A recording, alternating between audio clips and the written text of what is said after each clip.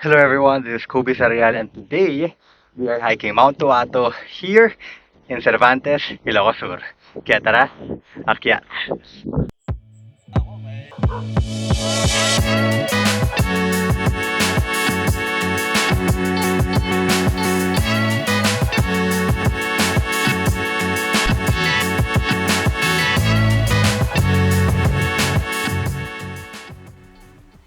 Standing at 1,700 meters above sea level is Mount Tuwato, located in Cervantes, Ilocos Sur. Tuwato is an Ilocano word that means dragonfly in English or tutubi in Tagalog. It is a newly opened hiking destination. We heard about this mountain just months before the pandemic and of course got closed by then. It is just recently that it opened again, so we immediately grabbed the opportunity to finally visit. Joining me in the circuit trail adventure are Charina Javier, Gideon Lasco, and Choi Fuentes. Here is how we started. At 4 p.m., we departed Manila. We decided to drive all the way to Ilocos Sur due to unforeseen challenges regarding the bus schedule. It was a stormy weather during our transit, but we pushed through. Then at 1:30 a.m., we finally arrived at the jump-off point. We started our hike at 2 a.m. after warming up. After a gradual descent, we wore our sandals before crossing the two rivers.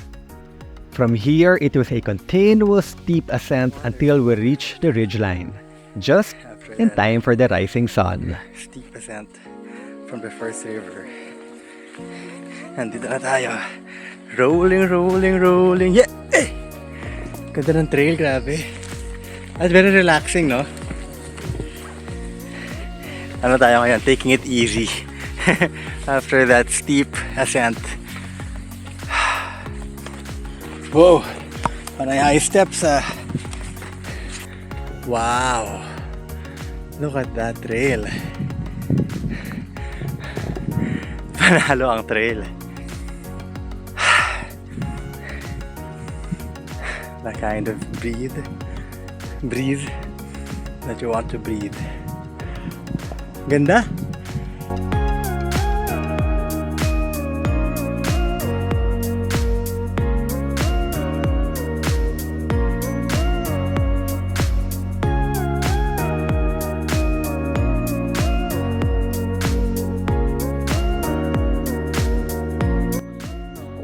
Ano mo, buti na lang masarap yung panahon.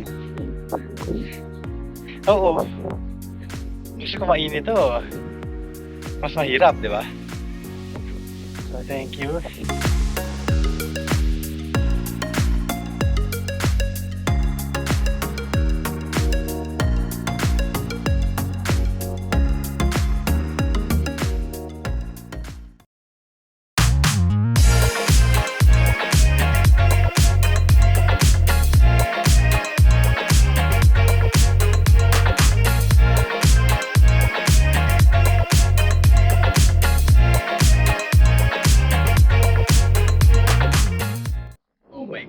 Ganda. See that? See that? See that? See that? Ang ganda rito.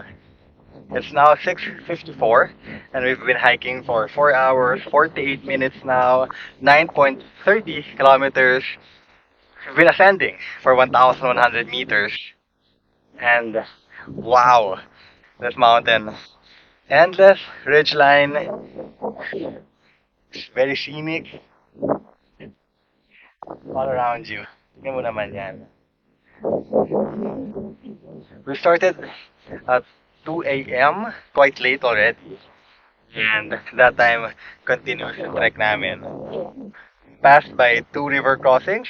Wherein we had to wear our sandals or slippers kasi mababasa talaga yung paa mo. And after the last river crossing, that's the Camp 1. From there, it's a continuous ascent na dire-diretso. Quite tiring. Sure. And nung lumabas yung araw, you'll be surprised. Kasi all around you, you have this magnificent view. The clouds playing around mountains. Yung araw, sumisilip-silip every now and then. Very pleasant the weather now. I would imagine kung labas-labas yung araw, kung trick na trick ang araw, this will be extra challenging. And I think we're kinda lucky in a way that di mainit, not completely clearing, but I guess you can't have everything, huh? But now that we are here, doing a day hike of Mount Tuwato, we are extremely grateful. So, right now, our target is to reach the knife edge. But before that, breakfast muna tayo. Gutom na kami.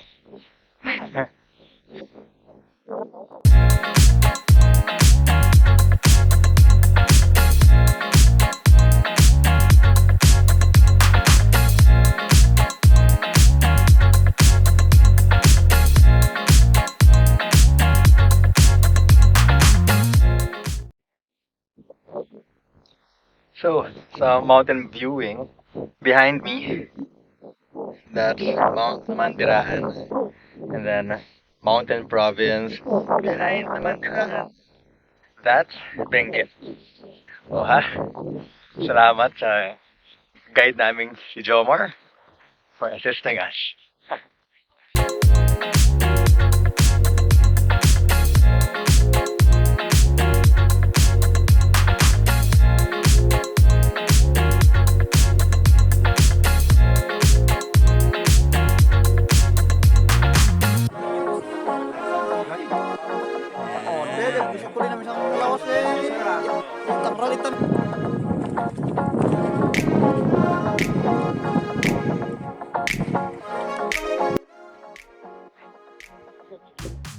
So we are now in one of the many ridgelines of Mount Tuwato. And from here, we could already see Mount Tuwato's peak. Check it out. You know, wow. We're very fortunate to have this kind of weather, considering traveling here, lakas sa ulan.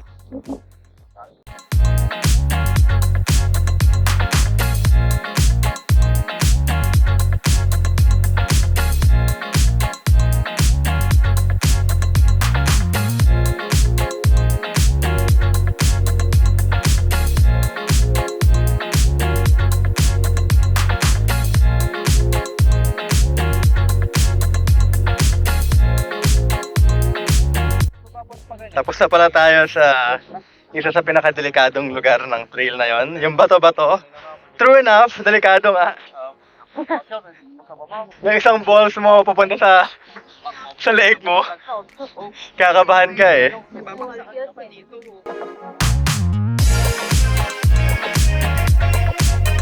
So we are now approaching the summit area. And behind me is this huge boulder. After that, we wait for our guide, Kuya Jomar. There's a fork. One leads to the summit, and the other leads to the campsite. So if you're planning to do this as an overnight hike, ayan.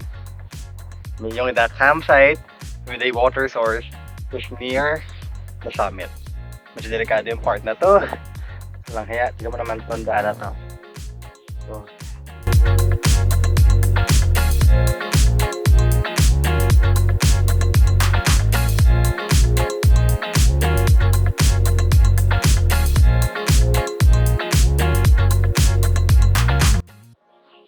So, trail to the campsite. Gano'ng layo from here? Galing dito? Okay, 500 Meters. Ah, malapit na rin. May tubig doon, no? Oo, sir. All year round. Oo, sir. Ayos. Pero dito, nagiging masukal na ang daan. Wow. Kaya Makati. So, kaya pala masukal. Bakit? Shortcut pala yun. Oo, sir. Shortcut pala itong daan na to. Pero original trail, pupunta ka muna ng campsite, before ka mag-summit. Pero, babypass natin yung campsite. Shortcut, masukal. Kasi, med medyo nga eh, hindi nga very established yung trail. If you have difficulties with your balance, with your footing, this will be quite challenge. Kasi mabibigat yung legs mo. Hindi kami yung trail. So, di ba? Paano yan? So, kailangan confident ka with your footing and balance.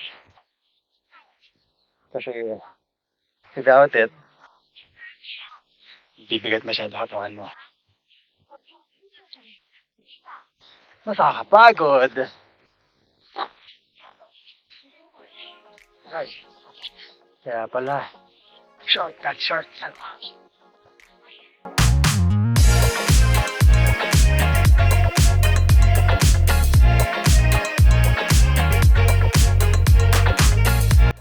Ganda! Oh my God! That! Wow! Ah! So happy we pushed her.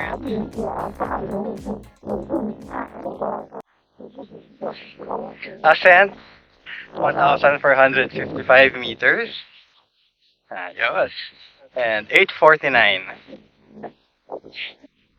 Happy hike! Uy. Ano oras na kayo? Oh, we did great Oh, 9:22. Expected natin 12 na tayo nandito. Lunchtime. The 1 a.m. yung start. The 1 a.m. yung start, or earlier than expected. That's a happy sign. Mamaya na tayo pumapa, dapat 1 pa tayo bumaba. Dapat pa tayo doon. Sa peak. Oh, go ahead. Sinusundan yung itinerary. Kasi na So, now, lahat ng lakad dito. 7 hours, 18 minutes. Yung panahon. 12.57 kilometers. Wow. So, from peak, now head to summit. Wow. Swerte natin sa panahon. Grabe.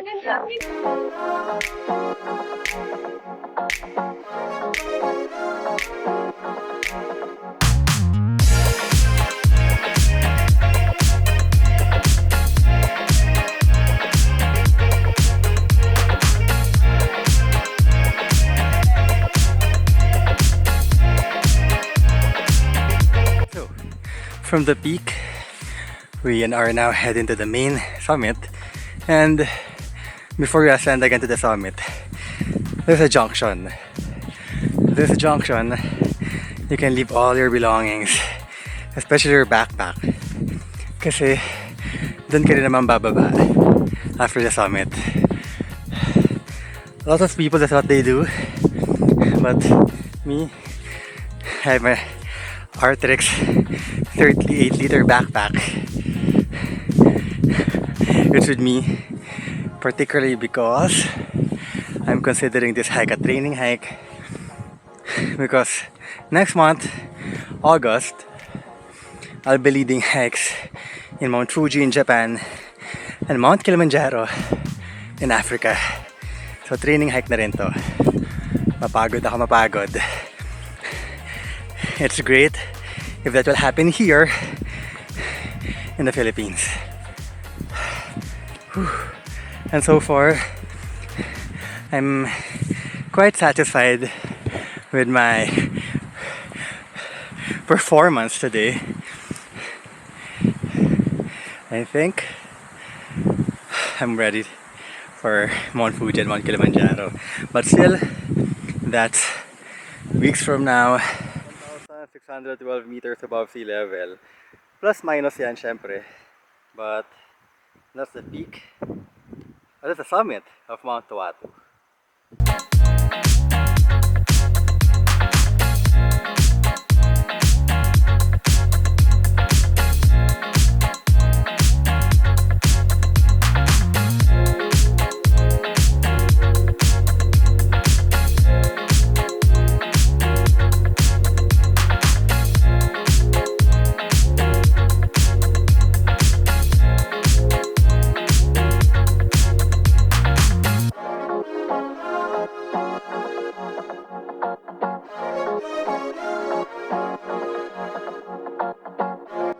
Mamaya na lang ulit. Ako magtatanong. Kasi during the descent, you lose your adrenaline and you get tired more quickly. You add in the pagod, syempre, and the puyat. So, kwento ko na. On the way here, taga doon, the plan was to take the Partas bus. We were planning to take the 3 p.m. However, with their system that is unreliable, we might not make it. And we don't know kung makasakay ba kami ng bus. So, Gideon volunteered to drive. And when he drives, syempre, lahat tayo gising para samahan. I was in front, and ang duty ng nasa harap, passenger, is may pagkwentuhan. It's a very valuable thing for a driver to have someone to talk to or to be with someone beside na gising. So puyat kami lahat. And after here, syempre we'll be driving back to Manila. Bahala na mamaya on how we decide on that. Ito muna. Init na. So, kapoy. Ano kaya, Jomar? Mainit na. This is summit area. So they say, after 10 a.m., the peak at the summit area will be covered by fog and clouds. So if you're doing this as a day hike, it's best for you to reach the summit before 10 a.m. if you want to experience a clearing. Kaya yung grupo, the other group, they started 12 midnight. Sobrang aga. And ayan. Pero syempre, that's not always assured. Nature has its own way. But yeah, right now, medyo late. Parang 12 na siya, nag-foggy.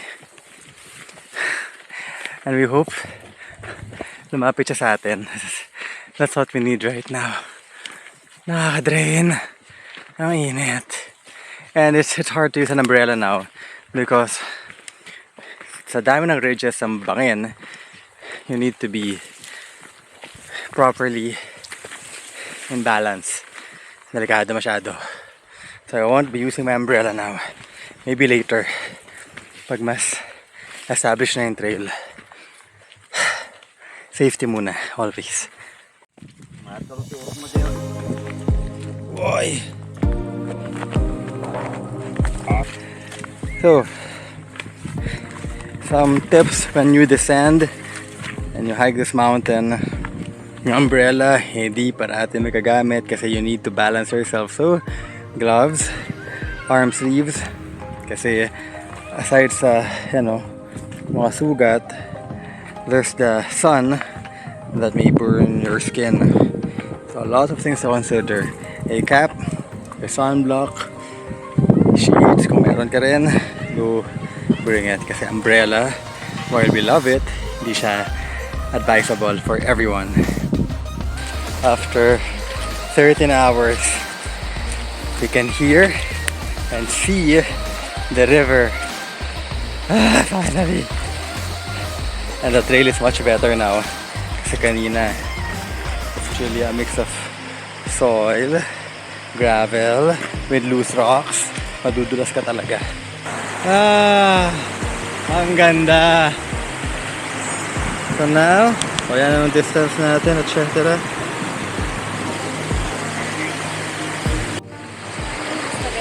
Nakaligo na. Mabilis na dip lang. Banlaw to freshen up. But I noticed that yung mga toes ko, ng paa ko, parang ang dami ng paltos. Sakit. So, kabayo, bahay, tao. We're getting close. Another river at the end of the trek. Malalim na lim, ah. So basically we are navigating the river, walking beside it. It's on our right. At times you may need to cross this multiple times depending on the river situation. So yeah, inaaral syempre. Ideally hindi na sana tatawid ng ilog, but it will depend. After the river, we'll be ascending again. Hindi pa ito yon. And after the ascent, it will be the cemented road until the jump off point. Ahon! Sabi ni Kuya Jomar, 10 minutes daw. Kung mabilis.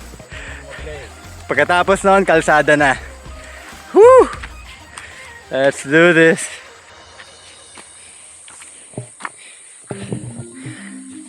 Nauna na ako.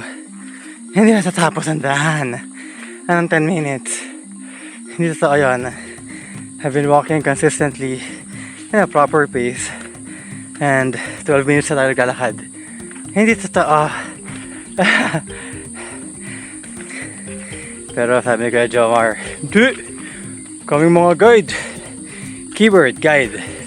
Kaya ng 10 minuto lang. So, pag ganon, clarify. 10 minutes, pace nino. So, I think, more or less, you know, how fast or how slow I am walking.